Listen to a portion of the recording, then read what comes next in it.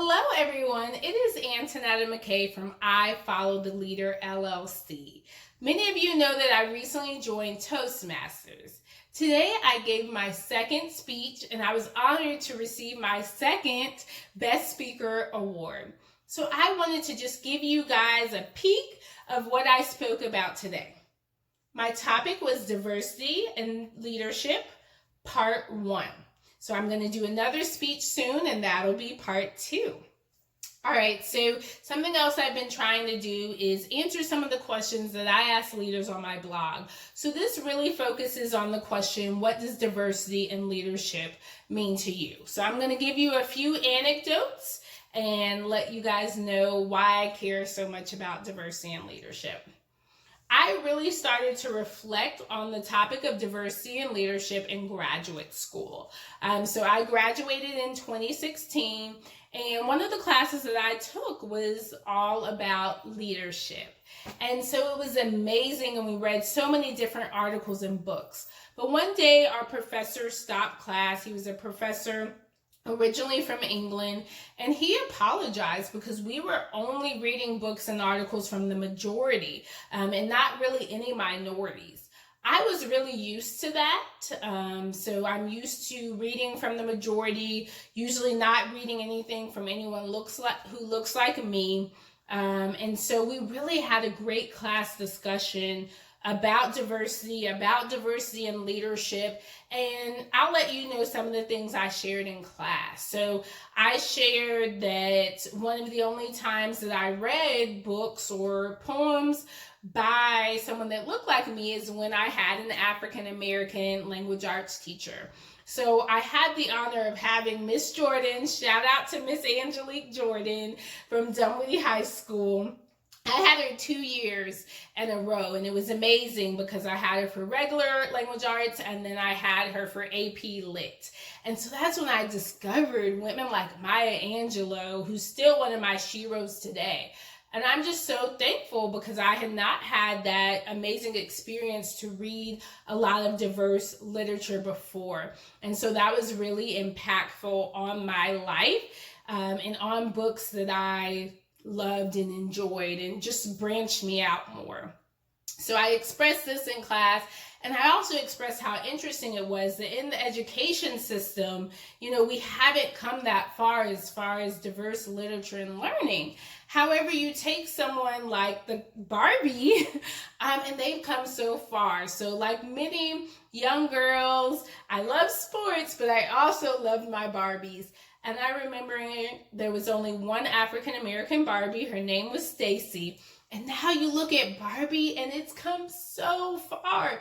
There's different ethnicities, religions, skin tones. There's people who have disabilities. Like Barbie really has come so far.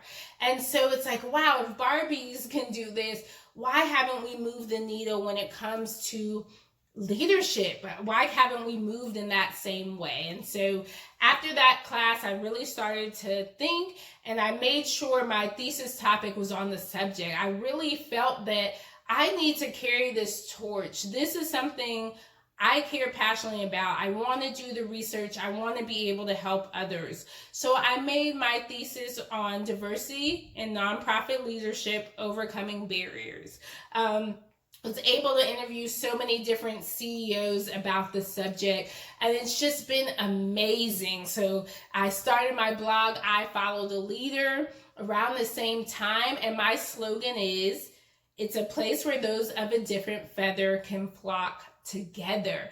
So let's bring in different perspectives and voices, and let's flock together. Let's win together. And I really think that can happen when you're focused on innovative ideas, creative ideas, bringing different thoughts and people together with different backgrounds, experiences, ethnicities, just people who are different. I think it's so important and different in every way.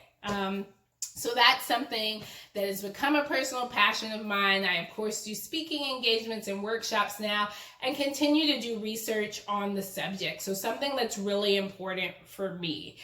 So what I'm going to leave you with is awe. So I'm just going to leave you with some ways that you can put the awe in awesome when it comes to diversity and leadership. So action. It is important that we don't just talk about diversity and leadership, that we don't just put it in our mission statement or on our values statement, but that we really live it out. So we're having trainings, we're having conversations, we're doing surveys, we're really taking the action steps. We're having goals and measurements on diversity and leadership, okay? And then win. So diversity in leadership doesn't mean you're now going to lose. No, the research shows that you will win when your team is more diverse.